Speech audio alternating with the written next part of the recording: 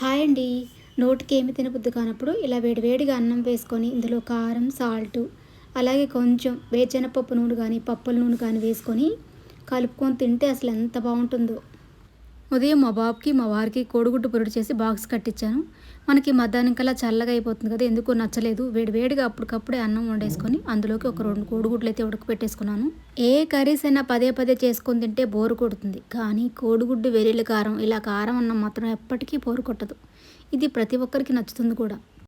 Last time ఇలా వేడివేడి అన్నంలో కారం వేసుకొని తినేటప్పుడు మా బాబు ఉన్నాడు.